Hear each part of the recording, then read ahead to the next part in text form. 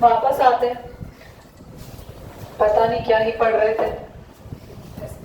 पिछली वीडियो में जहां अंत हुआ उसी से शुरुआत करते हैं। एस कैरेक्टर सुनो, मैं बताती हूँ, एस कैरेक्टर जितना ज्यादा होता है तो एस कैरेक्टर का मतलब होता है इलेक्ट्रॉन्स को अट्रैक्ट करने की पावर। एक मेरी बात को बहुत ध्यान से सुनना, एटम के पास जितने ज्यादा नियर शेल होता है उसके पास इलेक्ट्रॉन अट्रैक्ट करने की एनर्जी उतनी ज्यादा होती है। न्यूक्लियस के नियर शेल की एनर्जी ज्यादा होती है और न्यूक्लियस के नियर इलेक्ट्रॉन की एनर्जी कम होती है। बात समझ में? न्यूक्लियस के नियर शेल की इलेक्ट्रॉन एनर्जी ज्यादा होती है और न्यूक्लियस के नियर इलेक्ट्रॉन की एनर्जी कम होती है। और न्यूक्लियस से जो दूर शेल है उसकी एनर्जी कम होती है और उसके इलेक्ट्रॉन की एनर्जी ज्यादा होती है। How nearer the shell,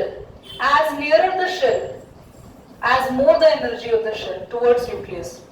As nearer the electron, as less energy of electron towards the nucleus. ध्यान रखना।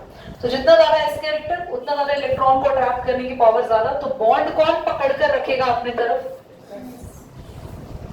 तो एस ना क्या करेगा, ये जो बॉन्ड ये Cl जो है एक्चुअली इसके लोन पेयर को भी अपनी तरफ अट्रैक्ट करके रखेगा और इस पूरे के पूरे एटम को भी अपनी तरफ अट्रैक्ट करके रखेगा।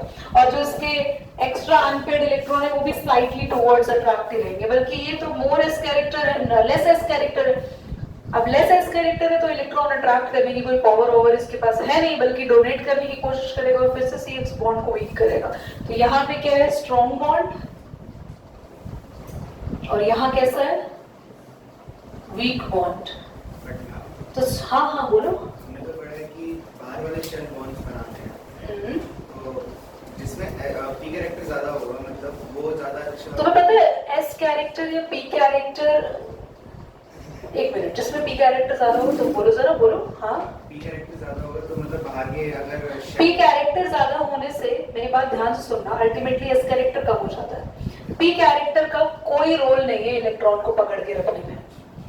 बट वो तो क्या नाम है, बॉन्डिंग में तो वो अंदर वाली शेल तो पार्टिसिपेट ही नहीं करते। You are absolutely right, but hybridization जैसी नाम आपने सुना होगा कि जब दो एटम क्लोज आते हैं तो दोनों के सबशेल्स आपस में क्लोज करते हैं।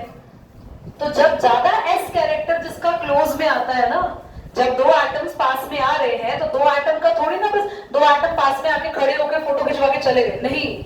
जब दो एटम पास में आ रहे हैं तो दोनों एटम के जो सबशेल्स है दोनों एक दूसरे के ऊपर लाई करेंगे। हमने पढ़ा था ना पी पाई ओवरलैपिंग। सिग्मा बॉन्ड में क्या होता है, सिग्मा बॉन्ड में पाई बॉन्ड में हेड ऑन ओवरलैपिंग होती है एंड सिग्मा बॉन्ड में हम पैरेलल ओवरलैपिंग पढ़ते हैं। और सिग्मा बॉन्ड में ओवरलैपिंग की वजह से अगर एक तरफ से एस कैरेक्टर ज्यादा इन्वॉल्व हो रहा है तो ऑटोमेटिकली वो पार्ट ज्यादा अट्रैक्टिव अपने अट्रैक्शन को शो करेगा टुवर्ड्स द नेबरिंग एटम।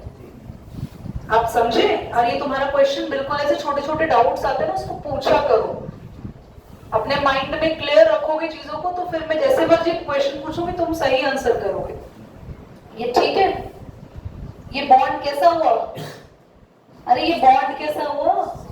बोलो तो सही। तो तुम्हें दो बारी में समझ आई क्या बात? स्ट्रॉन्ग बॉन्ड क्यों हुआ? क्योंकि वहां पे एस कैरेक्टर। स्ट्रॉन्ग बॉन्ड हुआ तो स्टेबल, वीक बॉन्ड हुआ तो समझ आ गया? इसको लिखवाओ, चलो लिखो इसको।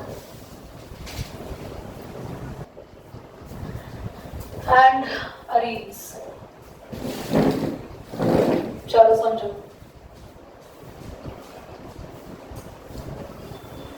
समझिए बच्चे, पोलैरिटी की बात करें ना, थर्ड में देखो CX बॉन्ड, हैलोअरीन्स का CX बॉन्ड जो होगा ये लेस पोलर है और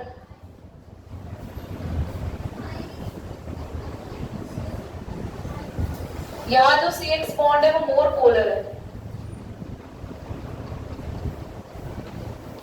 लेस पोलर और मोर पोलर आप लोग समझते हो ना इसमें, क्योंकि इसको भर भर के इलेक्ट्रॉन मिल रहे हैं तो ये मोर नेगेटिव हो जाएगा और ये पॉजिटिव। यहाँ ये खुद थोड़ा नेगेटिव है और ये इतना नेगेटिव, एक्चुअली ये तो खुद इससे इलेक्ट्रॉन अपनी तरफ अट्रैक्ट कर लेता है। तो पोलैरिटी हमें बहुत रेयर और बहुत कम डेवलप हो पाती है। जितना ज्यादा कोई भी कंपाउंड पोलर होगा ना उसके ब्रेक होने के चांसेस उतने ही ज्यादा होते हैं। More polar the compound easily it can break the compound. समझ में आ रही है आपको बात? यहाँ पे क्या है, यहाँ पे तो पोलैरिटी देखो, ये देखो क्या होता है, पॉजिटिव हो गया या नेगेटिव हो गया।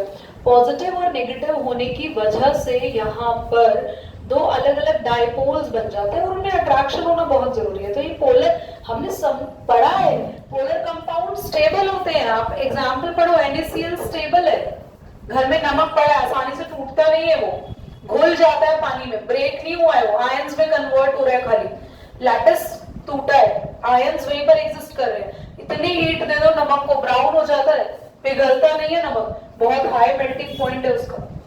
पर यहाँ क्या चक्कर है, यहाँ एक्चुअली ना ये वो वाली पोलैरिटी नहीं आई, पूरा फुली आयनिक कंपाउंड नहीं बना ये। यहाँ बॉन्ड तो कोवेलेंट ही है, बॉन्ड तो कोवेलेंट ही है, C और H के बीच में, C और Cl के बीच में कैसा बॉन्ड है, कोवेलेंट बॉन्ड है। पर कोवेलेंसी जो है वो थोड़ी थोड़ी पोलैरिटी में कन्वर्ट होगी। फैजान्स रूल अगर थोड़ा बहुत रिवाइज करो तो क्लास 11th के हमने चैप्टर 4 में पढ़ा था। एक्चुअली में जो पार्शियल बीच में जो शेयर्ड पेयर ऑफ इलेक्ट्रॉन है ना, वो एक्स की तरफ शिफ्ट कर गए, थोड़ा सा ये नेगेटिव ज्यादा हो गया। बट यहाँ ऐसा कुछ नहीं हुआ, तो नेगेटिव पॉजिटिव डेवलप नहीं हुआ, तो थोड़ा स्टेबल ये स्ट्रक्चर बना रहा। अब फोर्थ रीजन है, अगर x चला जाता है तो ये बन जाता है माइनस, और यहाँ सॉरी प्लस, और यहाँ में भी क्या आ जाता है R प्लस। तो ये क्या बन गया, फिनाइल केटाइन, और फिनाइल केटाइन दुनिया में सबसे ज्यादा अनस्टेबल है, तो ये बिल्कुल भी x को छोड़ेगा ही नहीं। समझ में आया, समझ आया दीदी? ये चला गया तो ये, इसमें कोई दिक्कत नहीं है। CH3 के पास तो टेंडेंसी होती है इलेक्ट्रॉन डोनेट करने की, तो ये अपने आप को फिर भी हमने तो पढ़ा है, प्राइमरी होगा तो अनस्टेबल होगा, पर टर्शियरी होगा तो कार्बोकेटायन स्टेबल। फिनाइल हमेशा ही अनस्टेबल होता है। लास्ट, अगर इसमें रेजोनेंस है तो चारों तरफ कौन सा चार्ज रोटेट होता है, नेगेटिव, है ना? और ये खुद से एक्ट करता है एज ए न्यूक्लियोफाइल, बोलो, इसके पास तो इलेक्ट्रॉन है, और ऊपर से आ कौन रहा है अटैक करने के लिए? हम पढ़ तो ये क्यों रहे हैं, स्टेबिलिटी और अनस्टेबिलिटी किसकी वजह से पढ़ रहे हैं, न्यूक्लियोफिलिक रिएक्शन के लिए पढ़ रहे हैं।